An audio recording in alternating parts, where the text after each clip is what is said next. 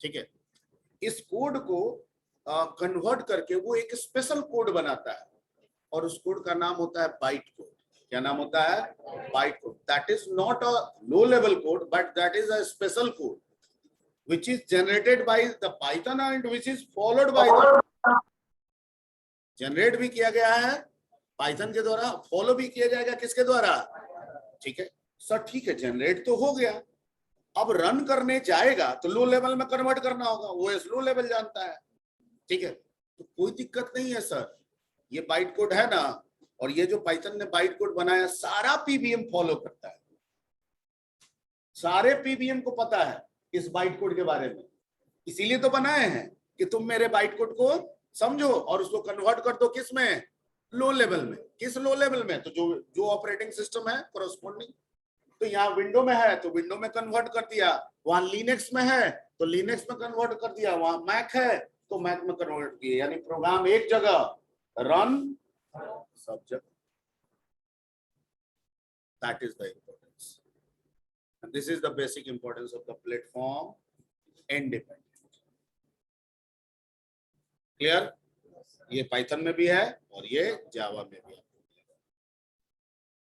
अब क्लियर हो गया कि अभी भी दिक्कत है? ठीक है, यानी ये लोग जो भी प्लेटफॉर्म इंडिपेंडेंट लैंग्वेज होते हैं, ठीक है, वो लो लेवल बनाते समय डायरेक्ट अपने आप को ओएस से नहीं जोड़ते हैं, बल्कि वो एक स्पेशल कोड बनाते हैं जिसे हम बाइट कोड कहते हैं। ठीक है, जावा में भी बाइट कोड, पाइथन में भी बाइट कोड, लेकिन पाइथन में बाइट कोड को समझने वाला पीबीएम ओएस के साथ, और जावा में जेबीएम।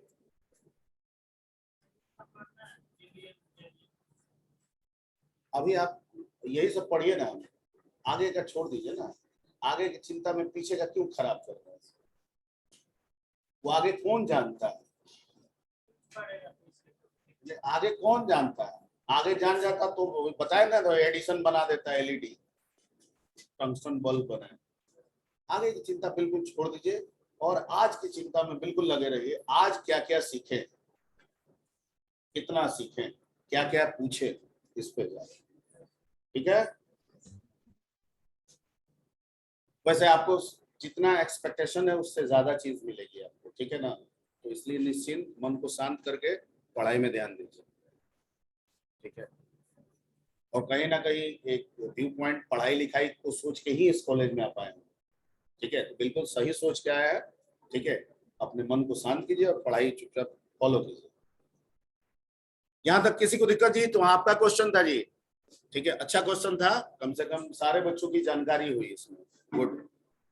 ठीक है, वैसे पाइथन हम स्टार्ट करते हैं आगे ना, अभी तो हम बेसिक्स पढ़ा रहे हैं। जब पाइथन स्टार्ट करते तो भी हम लिखते कि Python is a platform independent language. ठीक है, वहां भी बताते, लेकिन आपने पहले ही क्लियरफाई करा लिया, अच्छी बात है।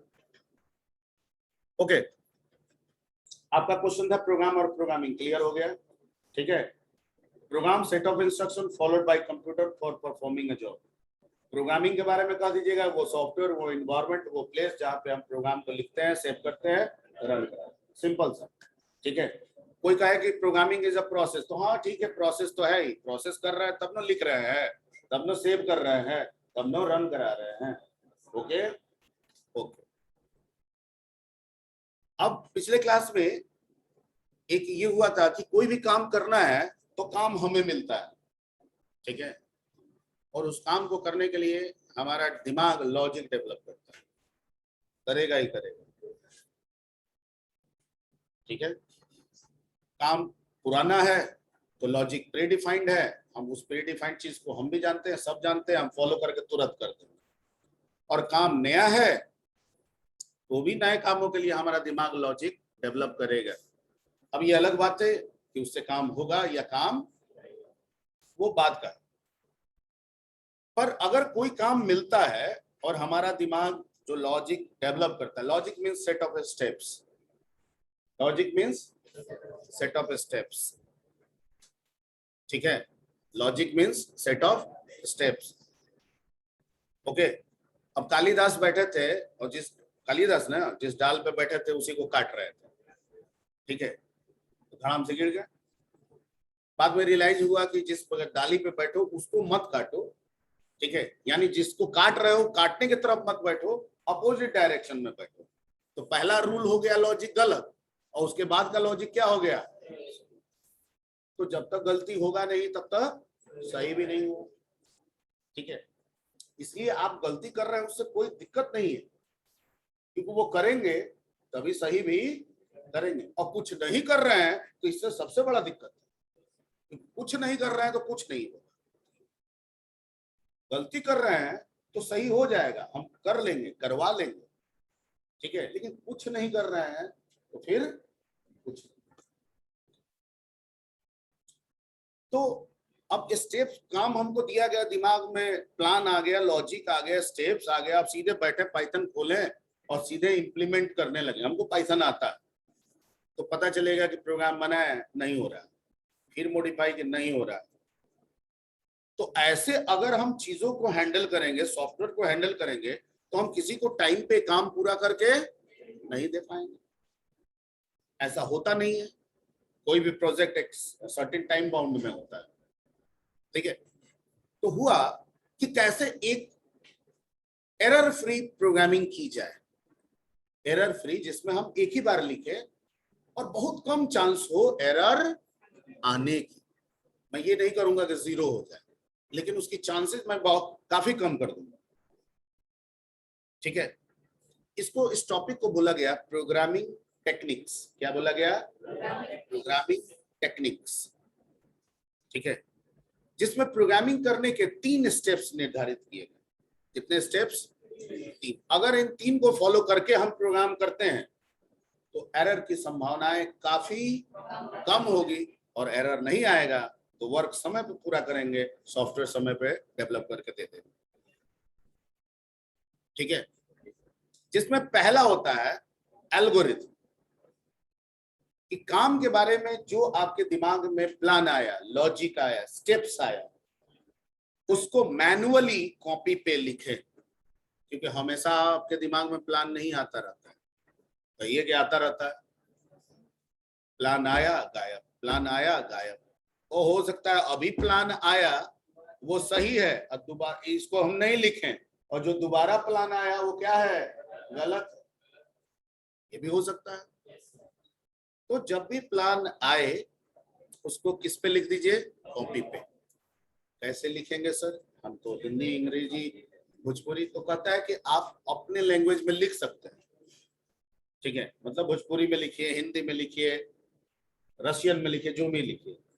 लेकिन फिर बाद में थोड़ा सा इसमें ट्रांसफॉर्म ये किया गया, ये हम लोगों के लेवल पे, नॉट कोई स्टैंडर्डाइज नहीं है, हम लोगों के लेवल पे, कि कंप्यूटर को तो ग्लोबली अंग्रेजी में एक्सेप्ट किया गया है, तो इसको लिखने का भी तरीका सामान्य इंग्लिश होनी चाहिए।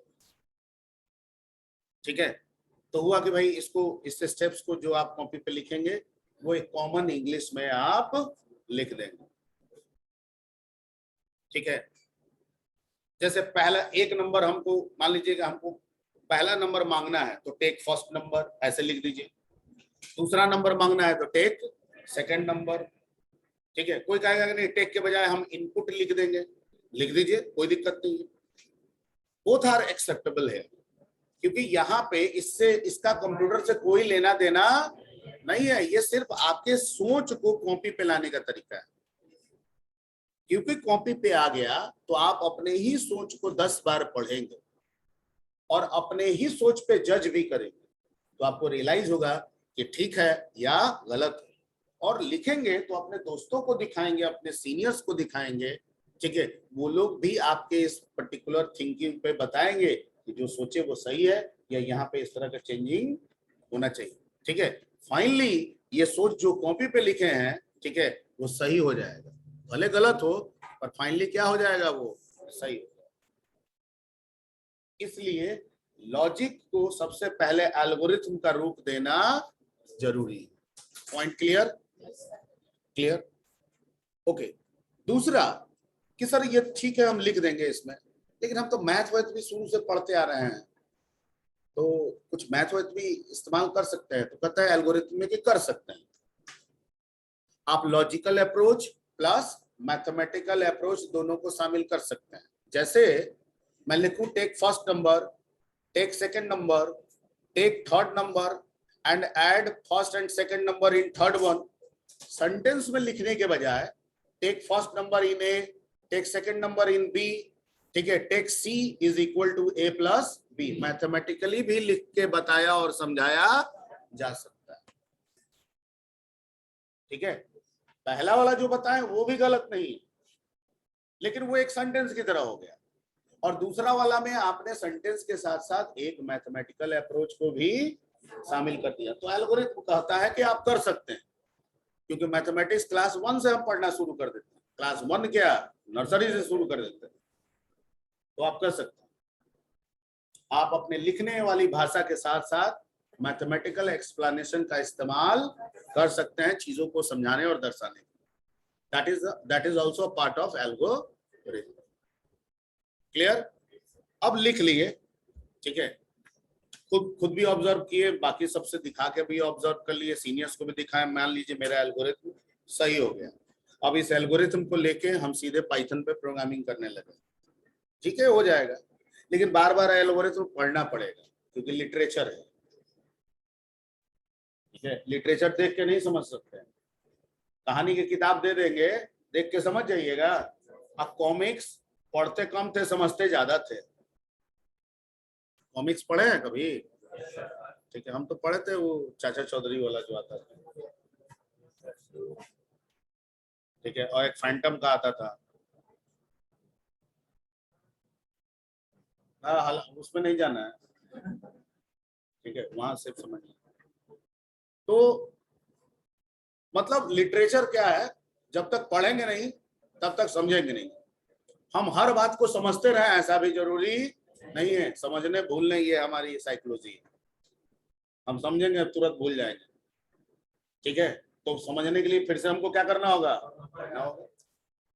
किताब का ये ना इंपॉर्टेंस है, ठीक है। इसलिए रोज कहा जाता है कि प्रैक्टिस कीजिए ताकि आप भूले नहीं ज्यादा, ठीक है। हाँ, एक सर्टेन टाइम तक प्रैक्टिस करने के बाद बहुत लंबे समय तक वो परमानेंट भी हो जाता है, मतलब जल्दी आप नहीं भूलते हैं, ये भी सही सही है, ठीक है। पर फिर भी देखने के लिए तो आपको पढ़ना पड़ेगा। पढ़ने में टाइम लगेगा, टाइम लगेगा तो पढ़ के समझिएगा, तब जाके कोड लिखिएगा। तो ये हुआ कि क्विक ऑब्जर्वेशन का कोई तरीका बनाना चाहिए। तो हुआ कि ये जो लिखी हुई बातें हैं ना, इनका अगर ग्राफिकल रिप्रेजेंटेशन दे देंगे तो तरीका क्या हो जाएगा, फास्ट। बस आंख के सामने आया नहीं कि हमको समझ में आ गया कि यहाँ इनपुट है, यहाँ आउटपुट है, यहाँ प्रोसेसिंग, ठीक है। पूरे पढ़ने की जरूरत भी नहीं पड़ेगी और चीजें समझ में भी आने लगेगी, ठीक है। तो इसके लिए सेकंड स्टेप डिजाइन किया गया प्रोग्रामिंग टेक्निक्स में, and that is called flow charting, जिसमें आपको कुछ सिंबल्स बताए जाएंगे, हर एक सिंबल का कुछ मतलब होगा, वो समझाया जाएगा आपको, ठीक है। जब आप एल्गोरिथम डिजाइन कर लेते हैं और फ्लो चार्ट डिजाइन कर लेते हैं और दोनों लेके जब आप बैठते हैं, ठीक है, तब आप पाइथन में प्रोग्रामिंग कीजिए, जावा में प्रोग्रामिंग कीजिए।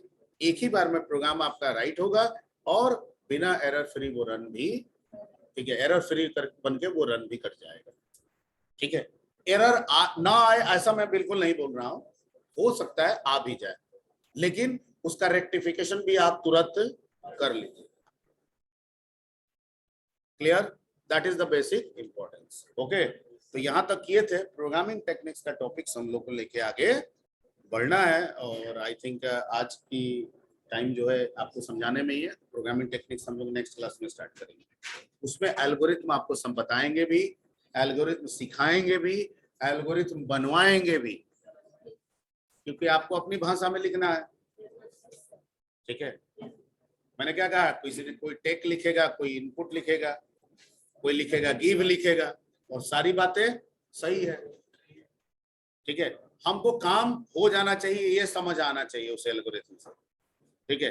तो कैसे एल्गोरिथम डिजाइन करेंगे वो बताएंगे आपको, कुछ लिख बनवाएंगे, कुछ बनाएंगे, कुछ बनवाएंगे आपसे। क्लियर?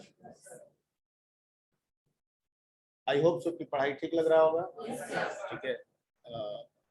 बहुत ज्यादा फ्यूचरिस्टिक अपने आप को नहीं बनाना है, प्रेजेंट में ज्यादा रखना है, और बिलीफ सिस्टम को थोड़ा सा रखना है कि पढ़ने आए हैं, पढ़ लेंगे, ठीक है, तो परेशानी कम होगी। बहुत ज्यादा फ्यूचरिस्टिक बना दीजिएगा तो वो आपको परेशानी भी दे सकता है। तो वर्तमान में रहिए, ठीक है ना।